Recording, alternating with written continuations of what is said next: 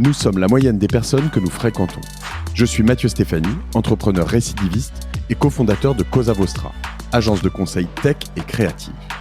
Alors que nous sommes touchés de plein fouet par le coronavirus et le confinement qui en découle, je vous propose d'échanger avec des invités de génération do it yourself passées et à venir afin de comprendre comment ils gèrent la crise de chez eux et d'augmenter ainsi notre moyenne en temps de crise.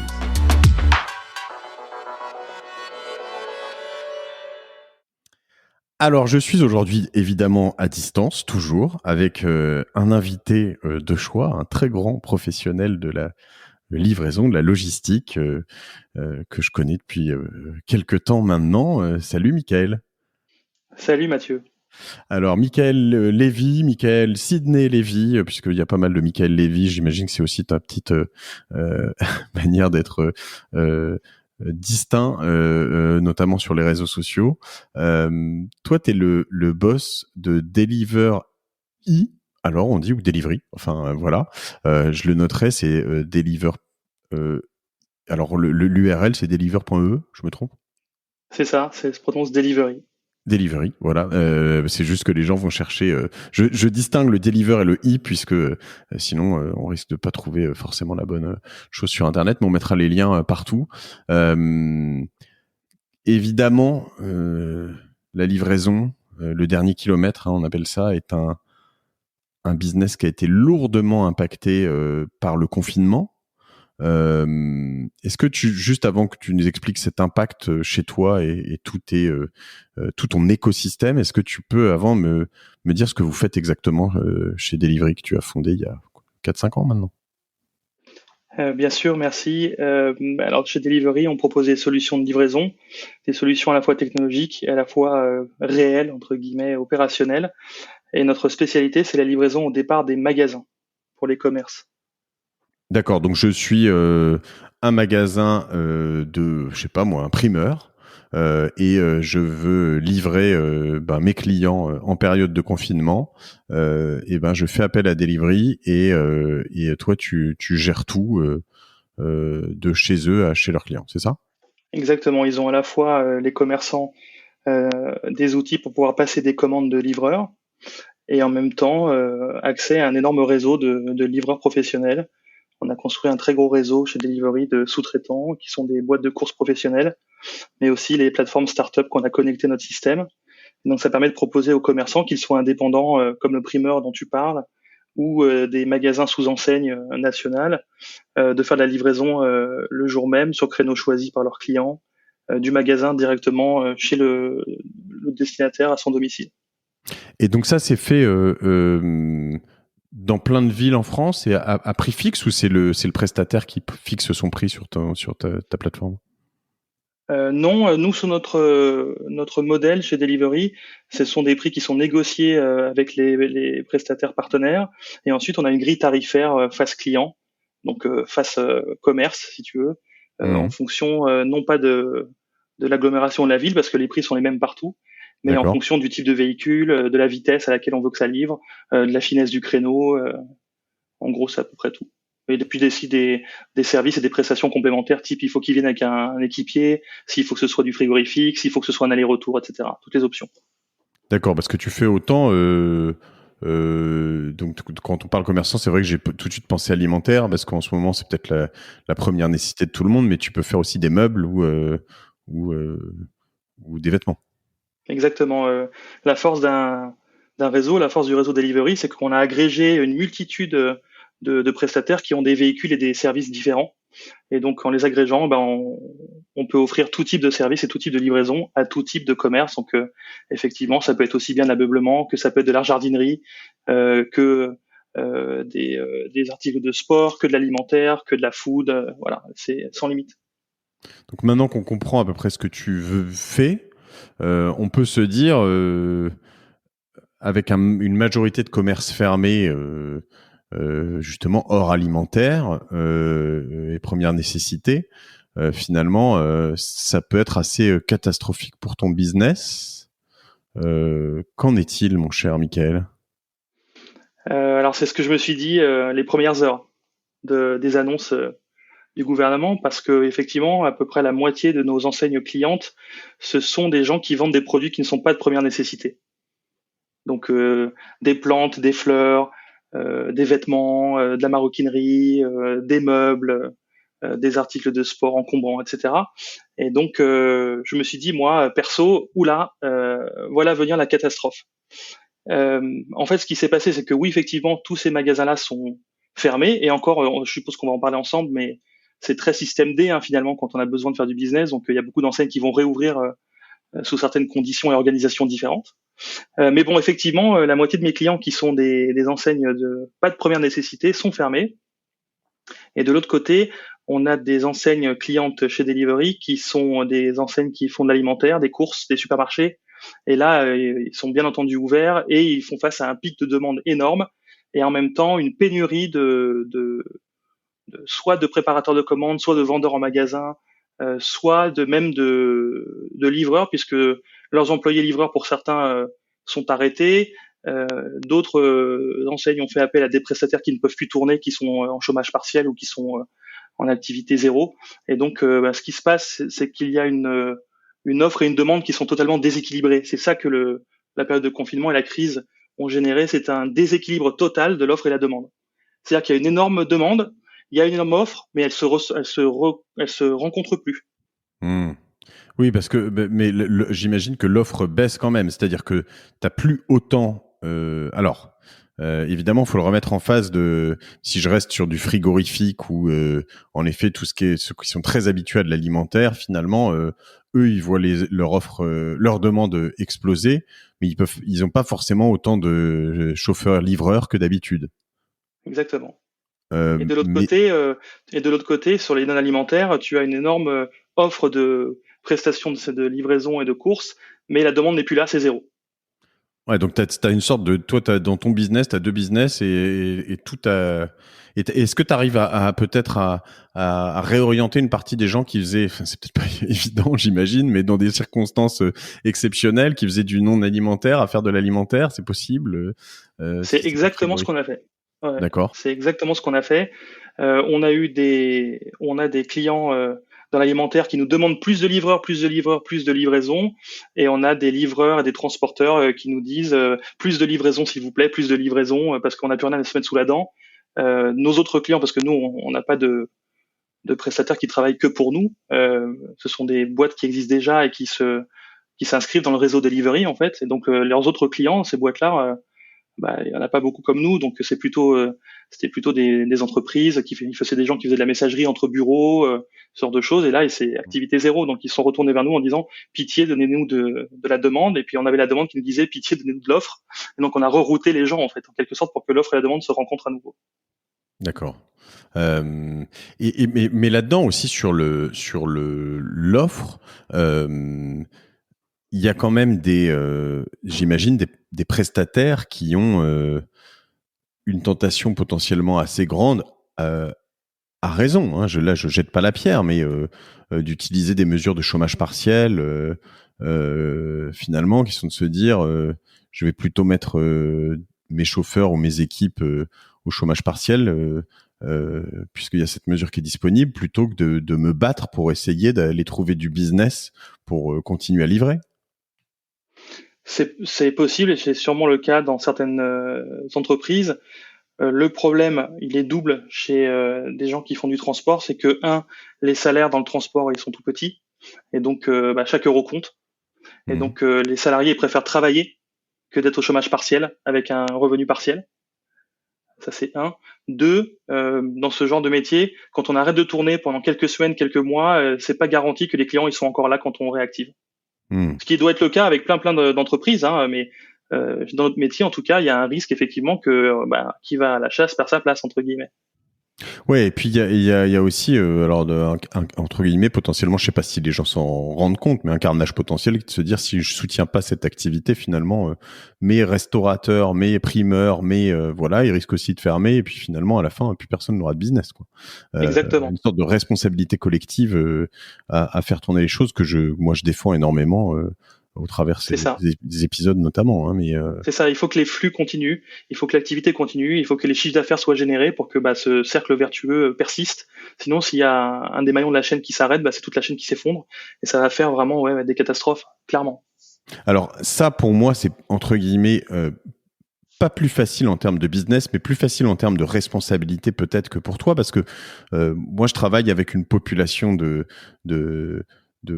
partenaires, mais aussi mes collaborateurs sont confinés. Et j'ai pas à aller... Enfin, si un client, déjà légalement, je crois pas, mais il nous demande de nous voir en physique, nous, c'est non, quoi. On va pas au bureau et puis on bosse à distance et puis on se retrouve sur Zoom ou ailleurs, Hangout ou Google Meet et basta. Mais toi, tu as quand même cette approche, c'est faire tourner le business. Ça veut dire continuer à justement sortir de chez toi, aller chez le primeur, déposer ailleurs, aller dehors, rencontrer du monde. Je vais évidemment, tu y as pensé, mais c'est quoi les enjeux là-dessus et qu'est-ce que vous avez fait pour protéger vos chauffeurs, livreurs et toutes les personnes qui sont dans la chaîne autour de Delivery?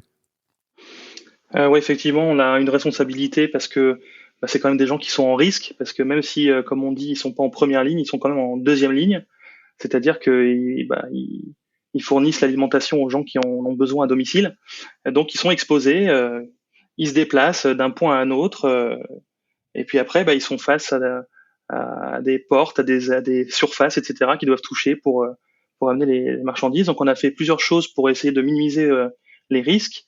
Déjà très très tôt, on les a sensibilisés aux gestes barrières qu'il fallait qu'ils les appliquent à tout prix. Dès la semaine avant le confinement, déjà, on avait commencé. Donc, ce sont très, très simplement des directives qu'on leur transmet de plusieurs façons. La plupart des partenaires qui sont dans notre réseau de transporteurs, ils ont l'appli mobile de delivery sur leur téléphone. Et donc, on leur pousse des notifications et ils ont des écrans récurrents qui leur rappellent de faire des pauses pour se laver les mains, de se procurer des gels, des masques et des gants. On a aussi désactivé la signature sur le téléphone, la preuve de signature numérisée sur le téléphone, sur le mobile, D'accord. à l'enlèvement et à la livraison. Donc on a mis en place la livraison sans contact dès la semaine précédente, la semaine du confinement. Donc là, c'est des procédures, c'est des relances, c'est des rappels. En gros, ils téléphonent ou ils sonnent à l'interphone quand ils sont arrivés. Et puis si le destinataire répond présent, ils laissent la commande devant la porte. Il n'y a pas d'interaction. Il n'est même pas question d'avoir 1 mètre ou 2,50 m ou 1,75 m, peu importe de distance. On n'ouvre pas la porte tant que la commande n'est pas déposée et que le livreur n'est pas parti. Donc ça, c'est ce qu'on demande d'exécuter, entre guillemets, comme procédure à nos partenaires transporteurs. On n'est pas capable, de manière logistique, très concrètement, de leur fournir, nous, des masques et des gants. Alors, c'est pas notre responsabilité légale, puisque ce sont des sous-traitants, hein, ce ne sont pas nos employés. En revanche, on leur recommande de s'en procurer. On essaie de trouver des pistes pour qu'ils puissent aller en acheter. C'est pas évident d'ailleurs. Mais ça, c'est un autre sujet. Hein. La pénurie de masques, c'est quelque chose de plus global, je pense, pour tout le monde. Voilà. Donc, les procédures ont été ajustées. La livraison sans contact, elle est systématique. Les gestes barrières sont rappelés régulièrement sur l'application. On envoie des notifications push. Ils reçoivent des newsletters. Il y a des écrans interruptifs sur l'appli, etc. Ouais, sachant que ça doit pas, j'imagine, toujours être évident. Tu parlais un peu de responsabilité, tu disais dans la chaîne de valeur, en effet, souvent, donc pour le rappeler, toi, tu as souvent des prestataires qui sont des entreprises qui elles-mêmes ont des employés qui sont donc livreurs ou chauffeurs-livreurs, mais c'est pas Exactement. forcément des indépendants ou assez Non. peu finalement. D'accord. Et donc c'est aussi en grande partie la responsabilité de ces entreprises de faire tout ça. Et je rappelle aussi que parce qu'en préparant cet échange, Michael, tu m'avais dit de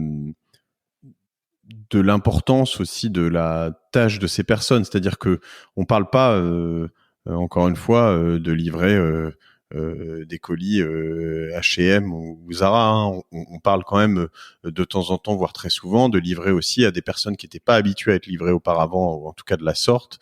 Tu me parlais de personnes du troisième âge. Je sais pas si tu livres des EHPAD, mais enfin, il y a vraiment aussi des personnes à mobilité réduite, enfin des gens qui peuvent pas forcément facilement trouver des moyens autour du confinement pour pour s'alimenter ou pour leurs premiers besoins.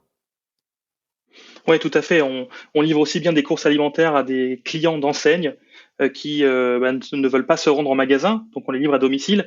Déjà, je pense que de, de faire de la livraison à domicile plutôt que de se rendre dans les magasins, c'est un acte citoyen parce qu'on minimise les interactions et on minimise les entre guillemets attroupements. Et donc, c'est une des façons, c'est une des clés de la sortie de crise, c'est de pas se côtoyer le plus proche possible et le plus nombreux possible pour pas qu'il y ait de transmission de virus malgré nous. Et encore plus, vu que personne n'est équipé de masques et de gants ou très peu de gens, c'est très facile de se transmettre en fait le virus. Donc déjà, je considère que la livraison à domicile, c'est un acte qui est meilleur qu'un acte que l'acte de se rendre en magasin. Hein. Deux, on livre effectivement des gens qui ne peuvent pas se rendre au magasin, comme des seniors, des gens qui sont au 7e étage sans ascenseur, qui déjà se faisaient livrer à domicile par leurs enseignes qui sont en bas de la maison parce qu'elles peuvent pas porter des packs d'eau, etc. Donc là, avant le confinement, c'était des personnes âgées qui descendaient au Franprix du coin pour les nommer et qui faisaient leur caddie parce qu'ils aiment bien choisir dans les rayons. C'est quand même un petit moment de détente et de divertissement entre guillemets de faire les courses. Et puis ensuite, qui disait au monsieur ou à la dame à la caisse, s'il vous plaît, livrez-moi à la maison comme d'habitude. Et puis là, il y avait un livreur qui était dépêché automatiquement de notre système par la caisse de Franprix. Et puis le jeune livreur montait les étages à la place de la personne âgée. Là, c'est carrément de la commande Internet.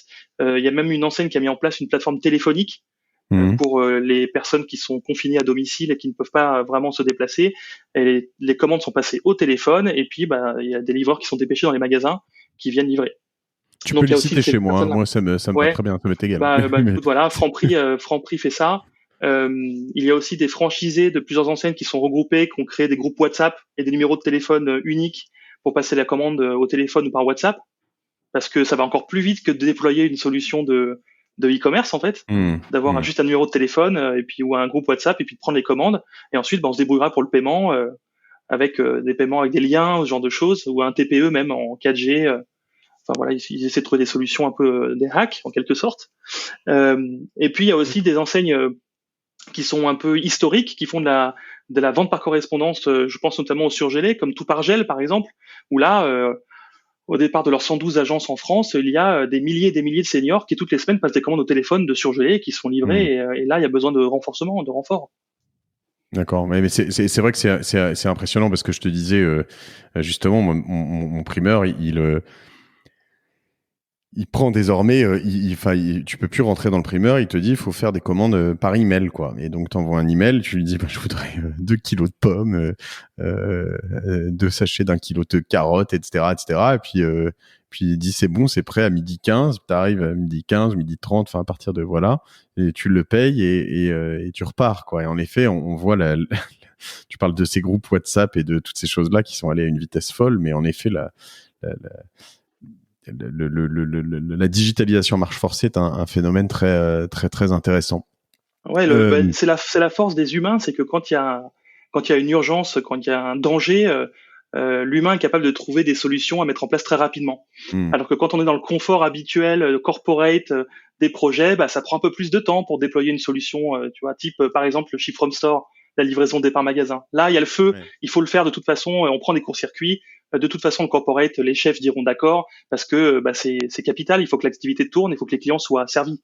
Donc oui, ça accélère beaucoup et peut-être qu'on peut en parler aussi un peu plus dans la conversation, mais cette pandémie est finalement un accélérateur de la transformation des comportements des consommateurs qu'on voyait progressivement arriver là depuis quelques années sur le digital. Là, à la fois les commerces et à la fois les clients, ils veulent se digitaliser le plus vite possible, quoi. Ouais, mais et tu le dis, c'est une accélération pour le consommateur, mais pour moi, c'est alors qui suis, je pense là pour le coup plutôt véloce sur ce genre d'évolution de comportement. C'est aussi l'accélération de ce primeur. Ce que je veux dire, c'est que moi, il y a un moment où en fait, tu vas plus chez ton commerçant du coin parce qu'en fait, tu vois, passer mon samedi matin, même si c'est sympa, même si t'as des trucs, mais en fait, quand t'as des enfants et des choses comme ça, passer ton samedi matin à faire la tournée du truc pour faire tes courses, en fait, finalement, Amazon Prime, c'est quand même pratique, quoi. Et donc, en fait, Ouais, mais quand tu c'est peux envoyer très. un email pour dire juste, tu l'as, ta liste de courses, tu sais que tu vas vite fait regarder sur Yuka pour savoir quels sont les fruits et les légumes de saison. Tu les regardes, tu te les rajoutes, tu dis tiens, je prends ça, ça, ça, ça, ça, et puis qui te le prépare et que t'arrives, t'as juste à payer. Bah c'est sympa, ça bon, ça coupe un peu de contact peut-être, mais c'est plus rapide. Et why not, tu vois. Il y a aussi un peu une digitalisation du côté des prestataires, d'un certain nombre de personnes. Et moi, je trouve ça plutôt bien parce que ça fait fonctionner le commerce de proximité, quoi. Alors, je suis pas du tout d'accord avec toi. Parce que je pense que toi, tu es, toi, tu es très, très digitalisé, toi. Ouais. Et donc, en plus, tu es parisien, tu es dans une grande ville. Et donc, nous autres, les habitants de grandes villes, on a le réflexe, je me fais livrer à la maison, qu'est-ce que je vais m'enquiquiner à apporter des choses, à faire Hmm. la tournée des commerces. C'est pas comme ça dans toute la France. En région, ils Et ont le réflexe d'ailleurs, drive. ouais, oui, mais le réflexe drive, il faut s'y rendre. Alors tu peux être quelqu'un qui est très organisé dans la vie, une maman avec plein d'enfants et tu anticipes et donc tu fais une commande drive pour retirer ça le jeudi soir en rentrant du travail, ok. Mais c'est pas le cas de tout le monde non plus.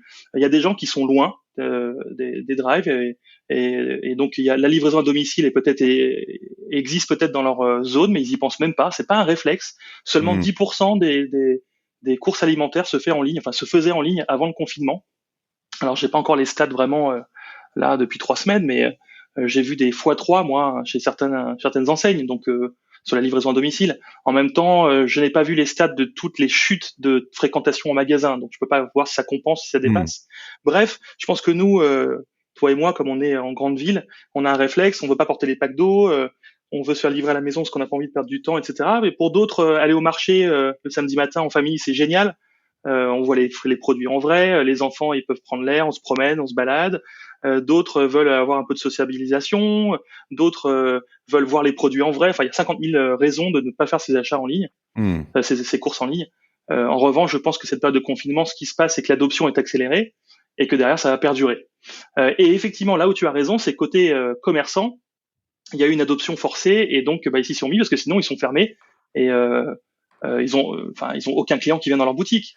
Et tu vois, les restaurateurs, c'est pareil. S'ils ouvrent juste leur cuisine pour préparer de la nourriture, pour ensuite faire que de la livraison et pas de recevoir des clients, leur restaurant peut encore vivre et pas mourir. Ça, tu fais Donc, aussi la livraison de restaurant, ouais. c'est pas mon cœur de métier, mais on a certains restaurateurs qui nous confient des livraisons. On fait beaucoup aussi de pro bono où on accompagne l'initiative de Deliveroo avec beaucoup de restaurateurs pour livrer des repas gratuits aux soignants dans de nombreux hôpitaux en Île-de-France et en province maintenant depuis la semaine dernière. Très Et bien. donc effectivement, on a des gens de notre réseau qui sont des livreurs professionnels. Ils vont chercher chez les restaurateurs qui offrent les repas gratuits et ils vont livrer tous les jours, midi et soir, les hôpitaux pour que le personnel soignant ait un peu de comfort food parce que bon, ils ont peut-être de quoi se nourrir, mais là c'est surtout qu'on pense à eux quoi, et qu'on leur donne plus que ce qu'ils devraient avoir, je pense. Pour comprendre la chaîne de valeur du pro bono, c'est tout le monde qui est pro bono, le delivery, Deliveroo, le restaurateur et le livreur ou Alors les deux. pour mon compte et pour ce que je sais, les restaurateurs offrent les repas. D'accord. Ils l'ont dit. Deliveroo, je suppose que sur un repas zéro, ils prennent pas de com, donc c'est zéro aussi. Donc ils sont pas payés. Et puis nous, c'est prix coûtant, c'est-à-dire qu'on prend pas de marge sur les livraisons. Ça nous permet quand même de pouvoir proposer un tarif très compétitif pour la livraison, et ça permet surtout de payer les transporteurs qui eux font le travail et qui ont des salariés à payer. Et si Ouais. on leur paye Et pas le puis travail, ils peuvent comme pas tu payer le les salariés. disais, ouais, comme tu le disais, en plus les salariés, même si ils sont de bonne volonté, ils font aussi partie déjà de l'effort Voilà, actuel exactement. et ils méritent d'être payés. Voilà, donc je pense Compris. que c'est Deliveroo qui paye pour finir. C'est mon Mm. client Deliveroo qui fait cet effort financier pour que les soignants soient livrés en nourriture tous les jours, gracieusement. Euh, je vois en fait dans les colis qu'on se fait potentiellement livrer ici une sorte de, tu vois, moi je suis assez strict sur le confinement quand même et en fait t'as quand même, c'est un peu bizarre, mais cette espèce de truc qui vient de l'extérieur, qui arrive chez toi et tu vois cette espèce de truc où tu dis je me lave les mains quand je touche un carton. Ça limite, tu sais, t'as envie de le brûler tout de suite après derrière. Qu'est-ce que, je sais pas, tu connais un peu les risques ou les choses ou est-ce qu'il y a des attentions particulières faites à tout ça ou est-ce que c'est juste une sorte de psychose? Mais tu vois un peu cet élément de l'extérieur qui vient. Ah oui, clairement. Puis alors moi, je suis parano total, donc je suis pas du tout la bonne personne pour te rassurer. En D'accord. revanche, j'ai pas eu d'informations top secrètes qui sont venues du ministère ou quoi que ce soit parce que je fais partie de la chaîne logistique. J'ai juste Ouais. appliqué les recommandations qui sont publiques sur le site des différents ministères, type santé, transport, etc. Hmm. En gros, il vaut mieux donc pas de contact à la livraison, c'est-à-dire que se faire laisser la commande à la porte, attendre que le livreur soit parti pour ensuite récupérer les sacs. Les sacs, il faut les laisser tranquilles pendant quelques heures. Je peux pas te dire en fonction de la matière combien de temps, j'en ai aucune idée. Je suis pas du tout dans Il y a cette des articles connaissance qui en fine. parlent, ouais. Ouais. Voilà, c'est ça. Il y a des articles et des recommandations gouvernementales. En revanche, ce que moi je fais perso et ne rigole pas, c'est que je désinfecte chaque produit avec Je une rigole lingette déjà, pardon. antibactérienne D'accord. et que je jette tous les packaging et que je les laisse ensuite sécher pendant quelques heures avant de les ranger au frigo dans les placards. Et je jette tous les sacs et tous les packaging. Effectivement, j'ai fait rentrer une espèce de corps étranger dans ma demeure et dans mon Hmm. foyer. Ça me fait peur, pas seulement pour moi. Et donc j'essaie au minimum, j'essaie au maximum de réduire les risques. Et donc, j'ai des gants, je nettoie tout, je renettoie tout et j'attends que ça sèche avant de mettre dans les ou ça s'évapore ou je ne sais quoi. C'est plutôt psychologique tout ça, mais voilà. Mais ça va, moi je suis un psychopathe déjà avant et j'enlève déjà tous les packaging avant de mettre tout au frigo. Je déteste avoir un truc par Ouais, c'est exemple au ça. frigo rangé avec un carton. Je comprends pas l'intérêt de Ouais, jeter moi non plus plus. tard ce qu'on peut jeter Ouais. maintenant. Et Euh, j'ai dit à ma fille d'ailleurs, tu vois qu'il faut se laver les mains. Tu vois quand tu rentres à la maison, tu te laves les mains. Et tu vois, Ça etc. marche très Voilà. bien. Je pense que là il va y avoir aussi un avant et un après sur le lavage Ah de ouais. mains des enfants. Sur Euh, l'hygiène, top. Tu parlais de magasins fermés ou de magasins qui commencent à rouvrir ou on voit un peu des évolutions là-dessus sur je sais pas le non alimentaire parce qu'en effet après il y a des magasins qui ont fermé mais qui se retrouvent quand même dans une sorte de concurrence déloyale entre guillemets parce que un magasin ou une enseigne bien armée sur son e-commerce finalement continue à faire du business, à vendre des vêtements, à vendre des meubles, à vendre un certain nombre de choses. Les meubles, je sais pas d'ailleurs, j'ai pas commandé de meubles, hein, mais ni de vêtements d'ailleurs, mais en l'occurrence, c'est quoi la tendance là? Alors, donc les enseignes qui font déjà du e-commerce, il y a ceux dont les magasins sont fermés et ceux dont l'entrepôt tourne encore. Hmm. Mais c'est compliqué parce que dans l'entrepôt, il y a des gens il y a des ressources qui sont plus disponibles. Certains sont en arrêt, d'autres en chômage partiel parce que l'activité a baissé, etc. Donc ça tousse un peu. Euh, et Je te puis confirme. voilà, surtout les magasins ils sont fermés, c'est un manque à gagner énorme. Toute l'infrastructure financière comment dire, tout le squelette financier, les flux en fait qui font qu'une enseigne fonctionne sont coupés et donc c'est un risque de faillite quoi. Il y a un moment ça coûte quoi de pas travailler en fait. Et donc ce qui se passe c'est que depuis la semaine dernière, je pense qu'il y a eu une période de sidération de 15 jours, tu vois, des enseignes qui ont des magasins fermés et tout le monde a un peu réfléchi et puis là depuis une semaine, je vois des initiatives d'utilisation des magasins comme finalement lieu de préparation de commandes au lieu d'être des magasins qui reçoivent des clients, exactement comme la cuisine d'un restaurant finalement. Ouais. Ce que je prêche depuis 6 ans, hein, Matt, Ouais, d'avoir une c'est vrai. partie de son magasin qui est conçue pour préparer des commandes, pour faire des expéditions de livraison à domicile. Mais enfin bon, je vais pas dire Ouais, que j'avais maintenant il y a raison et j'ai pas invoqué une pandémie, tu vois, pour pouvoir avoir raison. Donc, c'est toi, mais c'est c'est tout ça est toi, de ma faute. c'est Delivery qui avait commandé Voilà, ça. j'ai invoqué. Donc il y a des initiatives de certaines enseignes pour faire par exemple du drive. Donc le magasin il est là pour préparer des commandes qui sont passées en ligne ou au téléphone et le client il vient et il retire sa commande en voiture exactement comme il le ferait dans un drive Oui, mais alimentaire. c'est ce On que voit je te ça dans les disais enseignes de sur bricolage, tu mon vois. primeur, ouais, ouais, mais en l'occurrence Voilà. sur d'autres typologies de commerce. Ouais. D'accord, ouais, très bien. Et ils font la même chose aussi pour aller au-delà, parce que le drive, ça ne suffit pas, parce qu'il faut quand même réussir à convaincre le client de venir jusqu'au magasin, soit à pied, soit en véhicule. Et donc, ils se disent, bah, en fait, non, il faut qu'on fasse du ship from store aussi. Donc, nos magasins vont servir à faire des préparations de commandes. Il va y avoir des vendeurs volontaires qui vont pas être des vendeurs conseillers sur le floor, mais qui vont être des vendeurs préparateurs de commandes, finalement. Et puis, il va y avoir des clients qui vont commander en ligne sur le site. Il va y avoir un petit court-circuit qui va être fait sur le front, sur les écrans du site pour que ce soit de la livraison départ magasin, une petite bidouille entre guillemets. Et la petite bidouille, elle est plus ou moins compliquée à mettre en œuvre en fonction de la capacité technologique des enseignes. et de si leur agence technologique est disponible ou pas, hein, d'ailleurs. Et puis ensuite derrière, les clients ils vont se faire livrer à domicile, quoi. Alors que ce sera au départ du magasin. Ok. Et donc la Euh, livraison à domicile départ magasin ne devient pas une solution de livraison complémentaire ou alternative, ça devient la seule qui existe. mais oui, oui, oui, c'est ça.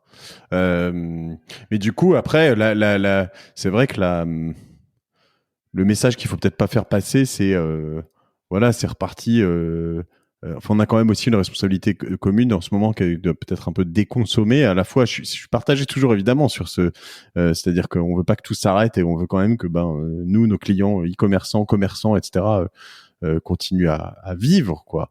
Mais est-ce qu'on doit pour autant recommander à tout le monde de recommander, comme je disais, chez H&M, chez Zara ou chez le marchand de meubles du coin ou d'articles de sport, peut-être pas quand même, parce qu'il y a quand même un peu une responsabilité de ne pas faire repartir une activité humaine euh, à gogo. Écoute, moi je suis, peut-être qu'on va me traiter de ultra libéral, mais il faut qu'on fasse tourner le commerce. Sinon le commerce il meurt. Hmm. Le commerce, il s'arrête quelques semaines, quelques mois, et il meurt. Donc il faut que ça tourne. Et c'est pas parce qu'on est confiné que la vie s'arrête pas. Tout le monde prend des cours en ligne de sport. Il y en a qui savent très bien faire du sport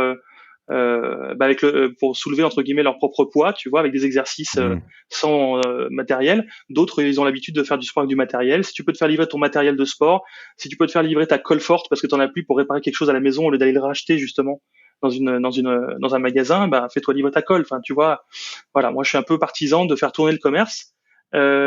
J'ai toujours prêché pour le ship from store, c'est ce que je fais depuis le premier jour, parce que ça fait tourner le magasin et pas seulement l'entrepôt lointain.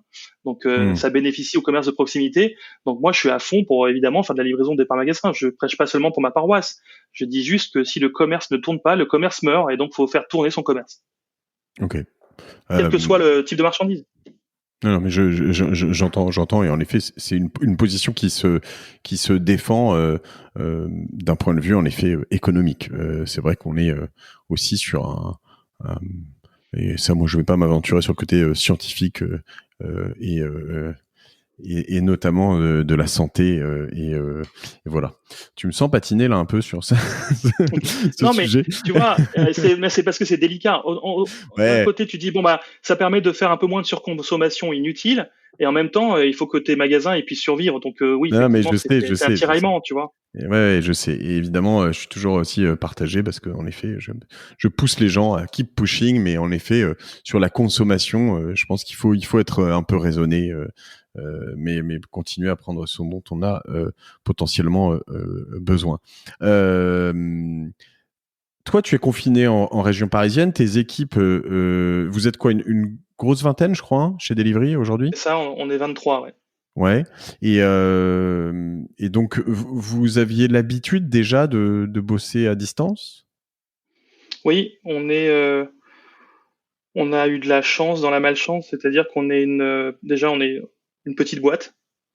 Deuxièmement, c'est une boîte delivery qui est très processée. Je sais pas si ça se dit, mais on a mis beaucoup de procédures en place qui sont documentées, écrites avec des étapes, etc. pour quasiment tous les métiers de la boîte.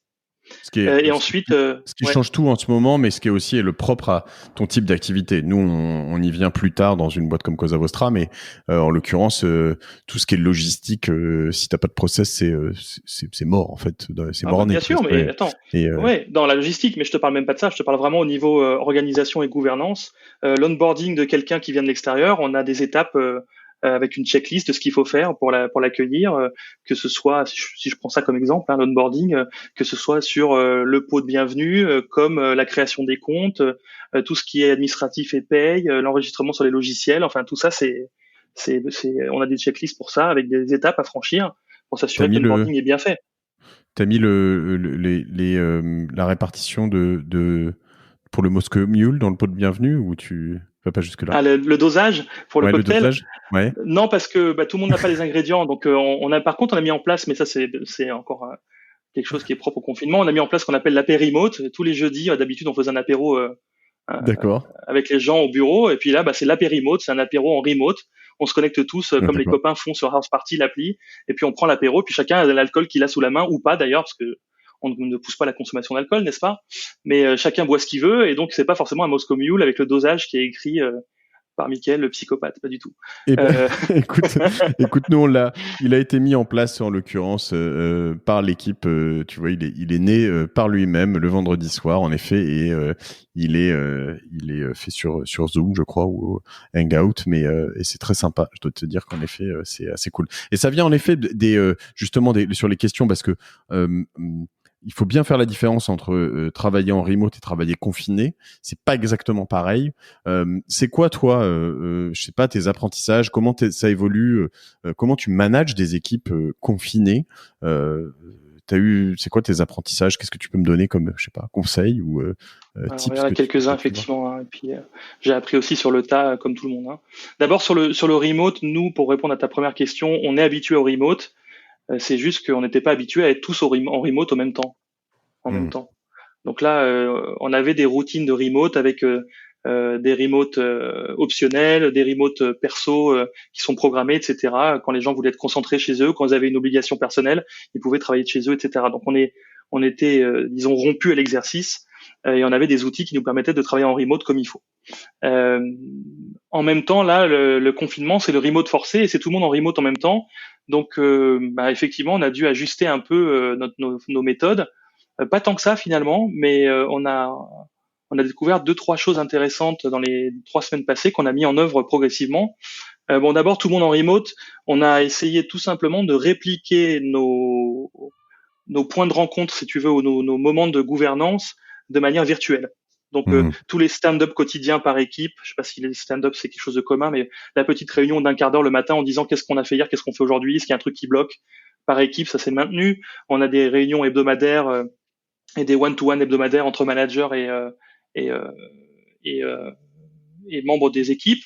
Et comme on est une petite boîte, encore une fois, c'est facile de faire ça avec tout le monde, hein. On n'est pas 1000, on est 23 encore une fois. Voilà. Donc tout ça, on l'a maintenu et on l'a fait à distance au lieu de le faire en vrai. En revanche, ce qui s'est passé, c'est que bon, on a tous les outils classiques pour une startup pour travailler, donc les Slack, les Hangouts, les Trello et ce genre de choses pour communiquer, travailler sur des projets. En revanche, on a très vite vu qu'il fallait surtout se parler beaucoup plus qu'avant, mais vraiment beaucoup plus, parce qu'en fait, il y avait une tendance déjà naturelle à faire des messages dans Slack plutôt que de se téléphoner. Pour les gens qui n'étaient pas l'un avec l'autre. Là, il y a personne qui est au même endroit, donc on peut pas se lever de sa chaise et aller voir la personne qui dans la pièce d'à côté en disant attends, t'as pas bien compris ce que je t'ai écrit, etc. Et là, au début, la première semaine, il y avait un réflexe de continuer à essayer de faire comprendre son message ou ce qu'on veut dire en écrivant. Et donc, on a dit stop à tout ça. On a dit le premier réflexe, c'est de se parler, c'est d'entendre l'intonation de la voix, c'est de se faire comprendre et d'avoir un retour de compréhension, un acknowledgement, comme on dit en anglais, que ça a bien été compris ce qu'on voulait dire, qu'il n'y a pas de malentendu, quoi. Hein, je suis complètement complètement aligné, Mickaël, parce que en effet, nous on l'a vu, et je pense qu'il y a aussi, au-delà du malentendu, il y a aussi en fait un besoin aussi, une compensation, et je le promeus aussi beaucoup pour ceux qui sont abonnés à la newsletter de Génération Do It Yourself et ailleurs, mais de le faire aussi en perso d'ailleurs. C'est les textos, les SMS, les choses, c'est bien, mais appeler, il y a House Party qui a cartonné, on en a parlé, mais ou d'autres choses, même juste du visio, mais aussi de l'audio, ça recrée du lien. Et moi, je crois aussi, pour aller plus loin, j'ai pas encore complètement réussi à gagner là-dessus, mais j'essaye de réintroduire un peu d'informel. Parce que je pense que dans l'informel, tu crées des choses merveilleuses. Sinon, on serait dans un monde qui serait uniquement régi par des machines, en fait, entre guillemets. Quand je m'exprime autrement, mais une des choses sur lesquelles nous on est assez fort, c'est que je fais souvent moi des déjeuners avec des personnes, mais nous notamment mes associés, mais pas que, hein, et d'autres personnes.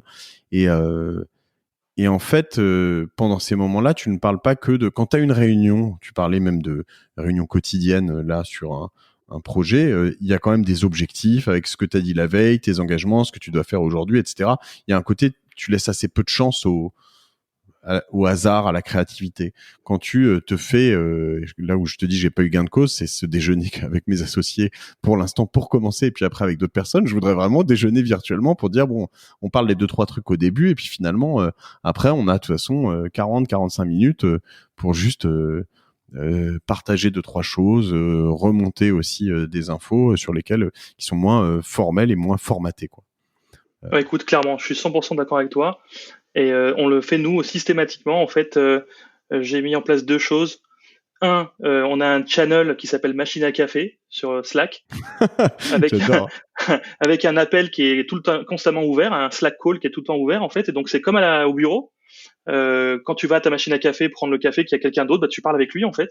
Et tu parles de ta dernière série Netflix que tu as vue, et ne me spoil pas. Et puis qu'est-ce que tu as fait ce week-end? Alors c'est peut-être plus les mêmes questions qu'on se pose, mais voilà, les gens se parlent quand ils font une pause café sur le channel machine à café. Ça c'est un, pour que l'informel subsiste un peu entre eux. Deux, effectivement, dans le sens de ce que tu viens de dire et sur la surcommunication qu'il faut avoir. À chaque fois qu'on se connecte à plusieurs, etc., il y a un bon quart d'heure où on raconte n'importe quoi, on s'épanche, on se demande comment ça va, on parle un peu de nos inquiétudes. Enfin, ça, je les laisse parler en fait, et puis ils s'expriment et ils parlent entre eux. Et j'interromps jamais pour dire bon allez, on se met à faire la réunion. Ça fait que la réunion elle dure un peu plus que d'habitude, mais bon, ça C'est vaut quoi ce vraiment le bordel? coup. Vous êtes payé? Ouais, c'est ça. Mais ça vaut vraiment le coup. D'ailleurs, tiens, c'est quoi ce bordel? Vous êtes payé. Ça, c'est aussi un des effets du confinement, c'est que les gens sont beaucoup plus focus parce qu'ils sont beaucoup moins dérangés. Ouais. Et donc ils sont beaucoup plus productifs. Et ça, c'est spectaculaire. Vraiment, la sociabilité au travail, c'est génial pour le moral. Et le moral fait la productivité finalement. Mais en même temps, quand tu es vraiment focus avec ton casque sur la tête chez toi pour faire quelque chose et que t'es pas interrompu parce que tu as quelqu'un qui a une question, c'est donc encore plus productif finalement. Cette période me fascine parce que ce que tu dis, Ah ouais. c'est vrai, et je pense qu'il y a tout et son contraire dans tout. Tu vois, j'allais te dire, tu vois, euh, j'ai jamais eu autant, je crois, que la semaine dernière de félicitations de clients pour mes équipes ou directement aux équipes. Voilà, donc certains sur lesquels c'était vraiment pas gagné. On se demande d'où ça sort, mais Mais enfin, quand je dis que carrément, c'était pas gagné, c'est carrément. des gens qui, tu vois, qui sont généralement plutôt avares en compliments, confirmés par leurs équipes, tu vois, et qui vont m'envoyer ou envoyer un mail à un de mes associés en disant c'est formidable, etc., etc. Et à la fois aussi, on a des moments où il faut gérer un peu l'inverse. Quand je dis que c'est plein de paradoxes, c'est que tu as des gens qui sont sous pression parce que chez eux, confinement pas facile, etc., qui peuvent péter un câble. Et donc, faut aussi être capable de choses sur lesquelles moi je suis pas. Enfin, tu vois, quand quelqu'un pète un câble sur de mes équipes, je suis pas très à l'aise, ça me plaît pas trop. Et par moment, en fait, faut juste prendre un tout petit peu de distance et essayer de comprendre pourquoi on pète un câble et si c'est vraiment les bonnes raisons ou si c'est d'autres raisons, quoi. Mais je trouve ça fascinant. Et à la fois, tu vois, on n'a jamais été aussi près du déconfinement. À la fois, on rentre dans la semaine 4, le jour où on se parle là, et tu te dis c'est quand même dur, quoi. Alors c'est plus dur pour certains que pour d'autres, mais souvent le boulot aussi est potentiellement une échappatoire, hein, donc Oui, oui. Écoute, ça me fait penser à deux choses. Un, effectivement, j'ai beaucoup de clients qui sont reconnaissants, qui font des éloges directement à leurs interlocuteurs chez moi. Et ça, c'est génial parce qu'avant, effectivement, pas beaucoup. Et là, énormément. Donc déjà, en termes de gratification, tu vois, pour ton travail, c'est énorme. Enfin, vraiment, je voudrais tirer mon chapeau aux gens chez moi, sans juste faire comme tout le monde, disant bravo, courage, tout ça. Juste, ils font un travail remarquable. Ils comptent pas leurs heures alors qu'ils sont chez eux, et ils se font féliciter par leurs clients. Et ça, c'est fantastique parce qu'ils le méritent. Tu vois, vraiment, ils bossent dur. On est dans un moment où on est sursollicité, où les ressources dans certaines régions ou dans certains formats se font rares, et donc faut vraiment trouver, temporiser, mettre en place, tu vois, des fail-safe, genre des créneaux imposés et non plus du YOLO on demand, tu vois. Et donc, c'est un peu, tu vois, la livraison en un quart d'heure magique avec n'importe quel type de transport, voilà. là tu vas attendre un petit peu, tu vois, en ce moment. Voilà, donc voilà, ils se font féliciter en direct par les clients, et c'est pas les clients qui me disent à moi et ensuite je passe le mot aux deux équipes, genre ah, j'ai eu le chef d'un tel qui vous dit merci. Non, non, non. C'est au téléphone, ah mais vraiment bravo, vous m'avez sauvé la mise, c'est génial ce que vous faites. Vos livreurs, ils comptent pas leurs heures, patati patata. Et donc ça c'est génial. Euh, ensuite, ensuite c'est vrai que euh, quand tu fais j'ai perdu le fil de ma pensée, c'est tellement dommage. Ah bah alors, attends, J'avais je vais te reprendre sur le un YOLO, deuxième ça rebond. va revenir. Ouais, Moi, je vais te reprendre sur le c'était YOLO on avant. demand, C'était avant. parce que ça, c'était avant, mais c'est aussi intéressant de voir à quel point t'es moins exigeant. C'est-à-dire que moi, justement, là où je suis, j'ai fait un ou deux drives, et Et avant, quand t'avais pas, tu vois, 3 articles, t'avais envie de tout casser en mode putain, il y a pas de Coca Zéro, genre vraiment en mode et puis là, t'as pas le tiers de ta commande et puis tu te dis bon, c'est cool déjà. Euh, j'ai des patates quoi, donc c'est bien. Tu vois Bah oui, et, non, mais attends, ça rejoint aussi ce que tu disais sur oui au téléphone, je veux 3 kilos de pommes de terre ou je veux 3 pommes, etc. Tu demandes pas le prix, hein. Tu dis pas c'est combien de ouais, kilos votre non, non, pomme, gala là? non, non. Non, non, en fait tu t'en fiches du prix, tu veux juste manger quoi. Tu vois, Ouais, donc ouais, non. tu fais pas attention au prix non plus. Non, c'est vrai. Et puis par email ou au téléphone, en effet, tu fais ça. Et après, tu vois que les prix sont bons, les produits sont bien faits, etc. Et les commerçants responsables font bien leur job. Et en fait, Ouais, ouais, c'est ouais. pas délirant. Et je trouve que non, non, la période est humainement assez dingue sur plein de perspectives. Je pense que on a quelque chose euh, qui promet. J'ai juste peur qu'on dise tous ça et que demain tout reparte comme hier. Mais Ouais, ça, j'ai un avis là-dessus aussi. Je rebondis sur justement, j'ai retrouvé mon deuxième point sur ce que tu disais sur l'échappatoire du travail. J'ai plusieurs cas dans mon équipe, tu vois justement où ils ont eu un impact perso à cause du confinement, sur comment eux ouais. ils se comportent. J'ai quelqu'un qui s'est noyé dans son travail, qui travaille 7 jours sur 7, alors que cette personne aurait très bien pu déléguer certaines tâches, faire confiance aux autres membres d'autres équipes pour leur déléguer, tu vois. Et cette personne, non, en fait, elle a tout pris pour elle. Et donc là, cette semaine, on a découvert, elle nous l'a dit qu'elle était débordée, qu'elle en pouvait plus, elle était au bout de sa vie, tu vois, entre guillemets. Hmm. Et en fait, c'est parce qu'elle s'est noyée dedans. Elle voulait pas lâcher pour être sûre que ça se passe bien avec ses clients, etc. Et cette personne, elle était en train de faire un workaholic en fait, même Hmm. samedi dimanche, tu vois. Et voilà. Et donc on l'a identifié avec elle, on a mis en place des modifications dans les procédures, de la délégation, on l'a aidé. C'est quelqu'un qu'on a aidé à déléguer certaines missions, certaines tâches à d'autres membres de la boîte. Et bon, bah, on la soulage, tu vois, et tout va revenir Comment tu à l'as la normale. identifié? C'est elle qui est venue vers toi? On a vu de l'activité alors qu'elle devrait pas en avoir sur le week-end, Ouais. sur les messages, sur Slack, etc. Donc même le dimanche où c'est pas vraiment c'est pas quelqu'un qui devrait travailler le dimanche. Et puis au détour d'une conversation justement totalement informelle en mode hashtag machine à café, on a appris qu'elle faisait des choses qu'elle n'avait pas du tout à faire, qu'elle aurait pu confier à quelqu'un d'autre Hmm. et que c'était l'apanage de quelqu'un d'autre. Parce que Et cette voilà. question, elle est importante, hein, parce que la difficulté, c'est de l'identifier. Moi, c'est ma hantise en ce moment. C'est, tu vois, sur ce call daily, ce matin, je disais à un de mes associés, tiens, un tel, il a quand même une mauvaise tête. Il a pas l'air très bien. Derrière, on essaye d'appeler pour essayer de comprendre. On en voit d'autres qui ont des proches qui sont affectés par le Covid et on sent que voilà. Et en fait, ma hantise, elle est de laisser quelqu'un dans son coin qui a ses problèmes. Et en fait, c'est pas facile de les voir parce que souvent, en effet, c'est à la pause clope, à la machine à café ou à quel truc que, au détour d'une conversation, quelqu'un te dit, je crois que machine ou machin, en ce moment, c'est pas voilà. Et Voilà, d'où l'importance de surcommuniquer sur l'informel, etc. mm, C'est un mm, très bon moyen.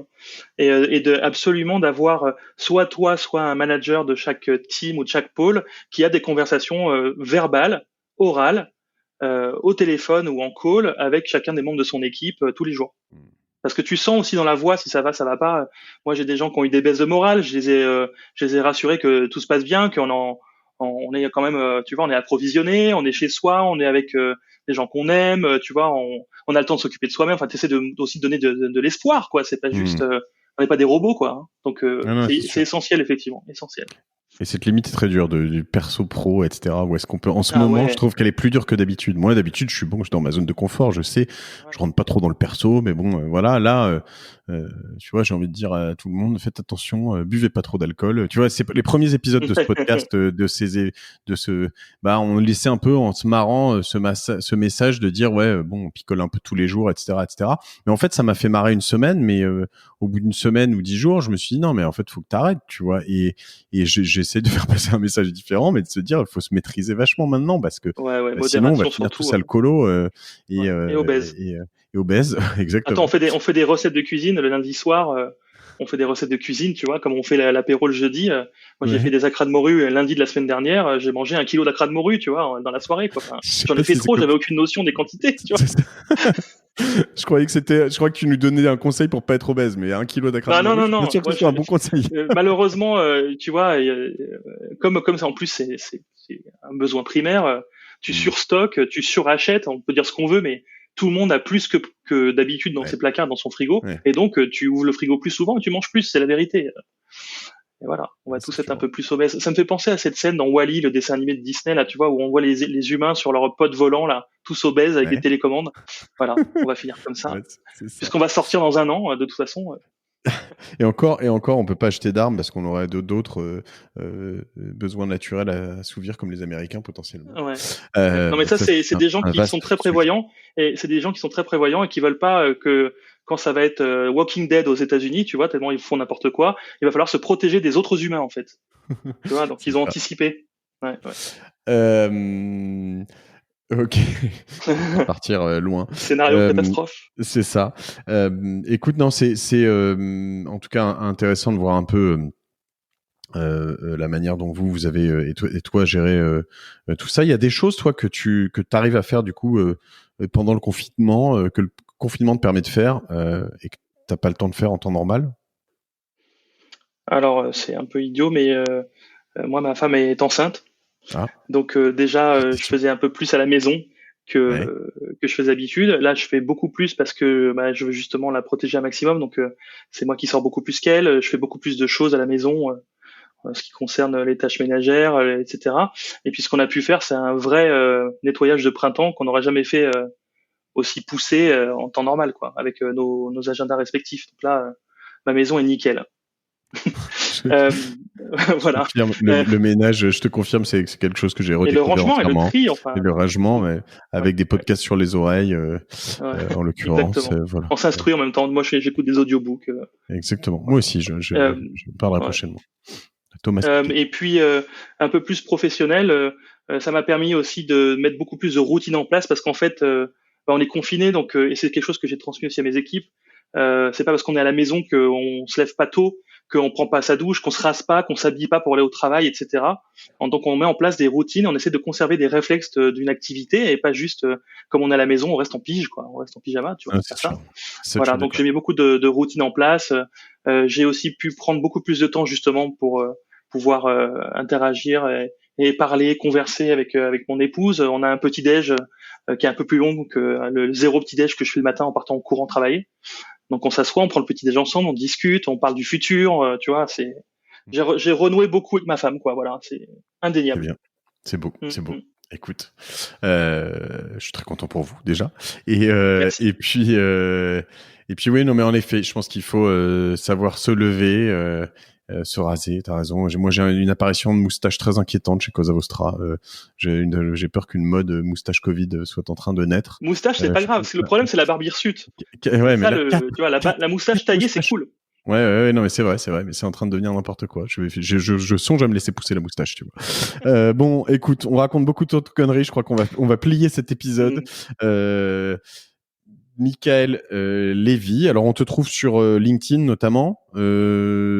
Par exemple, on tape Michael Lévy, Michael Sidney Lévy, je sais plus du coup sur LinkedIn. Ouais, Michael Sidney Lévy, c'est plus pratique parce qu'effectivement, comme tu l'as dit, il y en a beaucoup. Donc là, on me trouve, je suis le seul. Voilà. Michael, c'est CH. C'est ça. CH, Michael CH, Lévy L-E-V-Y, et Sydney comme Sydney Houston, quoi, par exemple, ou comme la ville. Deliver.ee, et je te remercie pour ton temps, tous tes conseils. Je te dis bon courage, et moi aussi je pense que c'est important ce que vous faites, et tu félicites tes équipes, et puis soyez forts dans cette période, keep pushing, et puis je te dis à bientôt mon cher Michael. Merci beaucoup Matt, à bientôt, ça sera transmis. Je suis impatient de déjeuner avec toi chez Fratelli par exemple, la prochaine fois qu'on pourra. À tous, je vous remercie de vos messages. J'en ai toujours plein, toujours plus. Je suis toujours plus content encore, donc c'est cool sur ces épisodes comme les épisodes du dimanche. On maintient les écoutes finalement. Certains d'entre vous m'ont dit oui, je suis sûr que ça va se faire. Et ça se fait. Je crois que on a repris de la croissance en mars. J'espère qu'on va la tenir en avril, dans cette période qui est fascinante. autant qu'effrayante pour certains.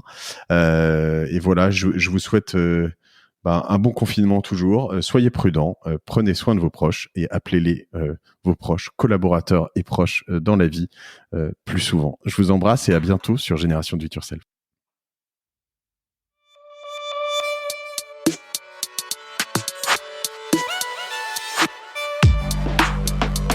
Merci d'avoir écouté cet épisode jusqu'au bout. Si vous pensez qu'il pourrait intéresser un de vos proches, je compte sur vous pour lui partager. Aussi, n'oubliez pas de vous inscrire à la newsletter de Génération Do It Yourself sur gdiy.fr et d'aller regarder ce que font mes sponsors qui me font l'honneur de m'accompagner en temps de crise. Allez, on continue à se battre.